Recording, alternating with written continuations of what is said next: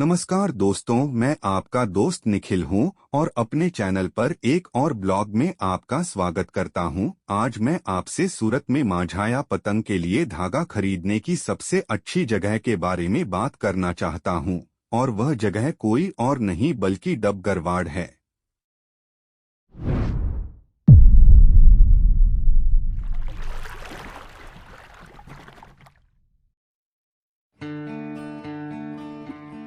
यदि आप भी मेरी तरह पतंग के शौकीन हैं, तो आप जानते हैं कि आपकी पतंग के लिए सही प्रकार का धागा या मांझा होना कितना महत्वपूर्ण है, और डबगरवाड़ ने आपको कवर कर लिया है।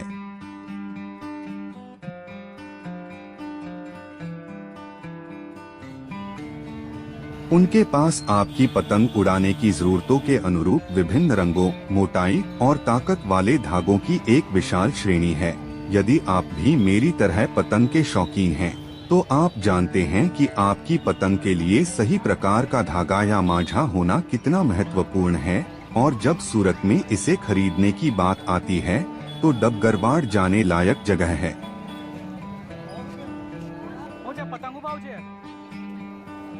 उनके पास आपकी पतंग उड़ाने की जरूरतों के अनुरूप विभिन्न रंगों, मोटाई और ताकत वाले धागों की विशाल विविधता है। इसके अलावा उनकी कीमतें बेहद उचित हैं, और यदि आप चाहें तो आप थोड़ा मोलभाव भी कर सकते हैं।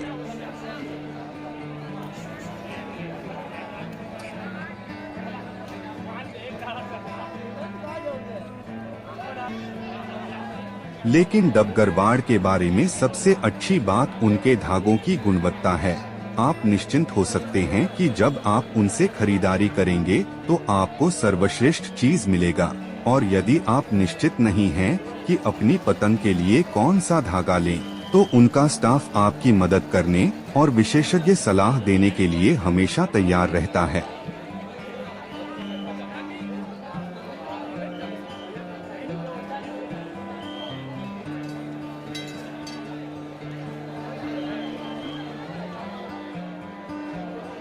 डबगरवाड़ के बारे में मुझे जो पसंद है वह यह है कि उनके पास धागों का एक विशाल चयन है।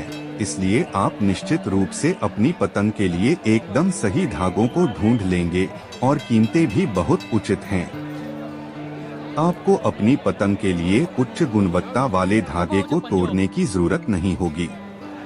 डबगरवाड़ के कर्मचारी भी बहुत मिलनसार और मददगार हैं। वे आपकी पतंग के लिए सही धागा चुनने में आपकी सहायता करने और आपके किसी भी प्रश्न का उत्तर देने में बहुत प्रसन्न होंगे।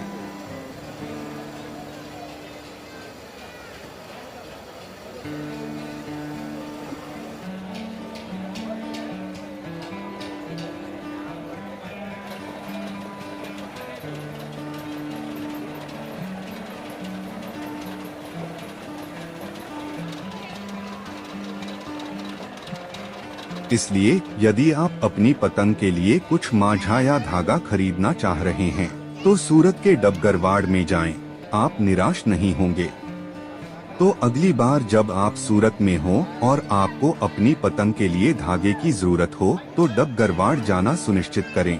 मेरा विश्वास करो, आप निराश नहीं होंगे।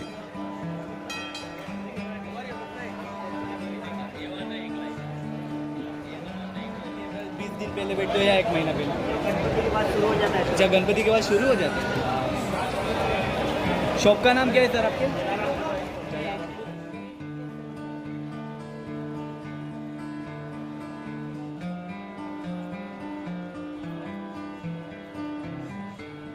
भैया ये क्या है? मैं जानता हूँ कि यह थोड़ा मूर्खतापूर्ण लग सकता है, लेकिन मुझ पर विश्वास करें, यह बहुत मजेदार है। मूलतः यह एक बड़ा गुब्बारा है। सूरत में कुछ इस साल नया आया है, प्लास्टिक का बलून है। ये बलून उड़ाने के बाद जंप करते हैं इसको।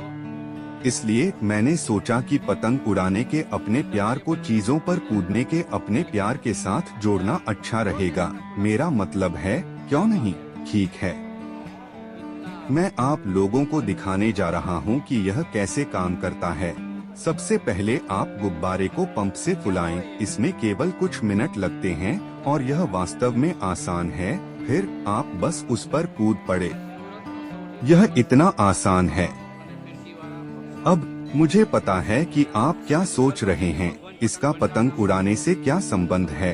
खैर, मुझे आपको बताने दें, आप अपनी पतंग की डोर पकड़कर गुब्बारे पर छलांग लगा सकते हैं और इससे आपकी पतंग और भी ऊंची उड़ान भरती है।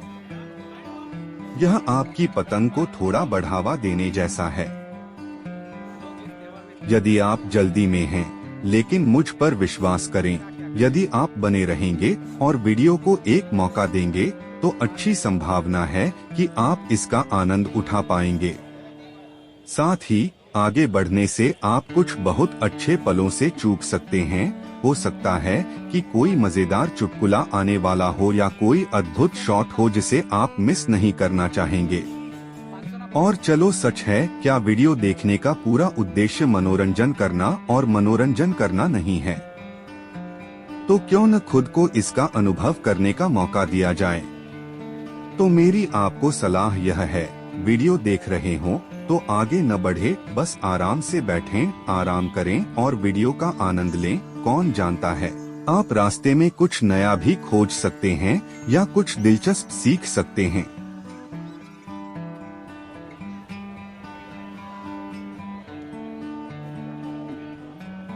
और मुझ पर विश्वास करें, यदि आप इस सलाह का पालन करते हैं तो आपको इसका पछतावा नहीं होगा।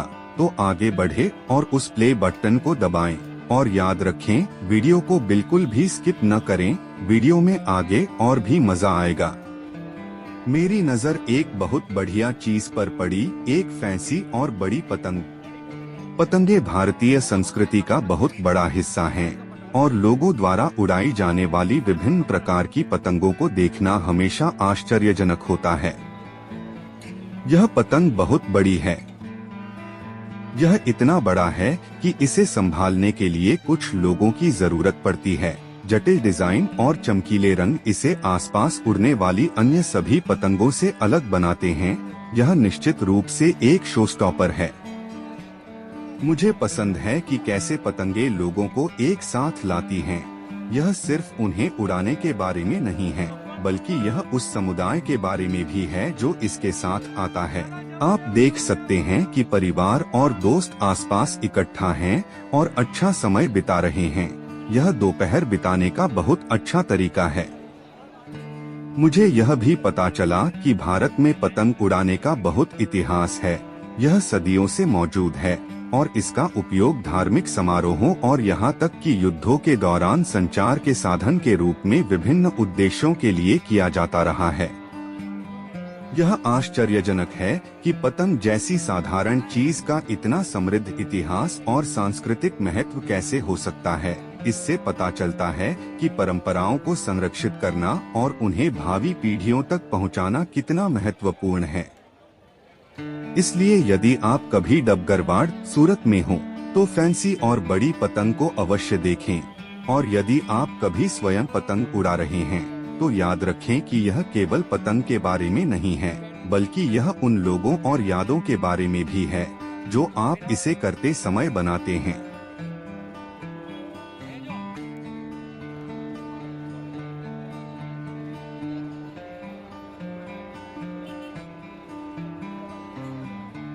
दोस्तों, आज के वीडियो के लिए बस इतना ही। यदि आपको यह उपयोगी लगा तो इस तरह की और सामग्री के लिए इसे लाइक और सब्सक्राइब करना सुनिश्चित करें। और हमेशा की तरह खुश पतंगबाजी।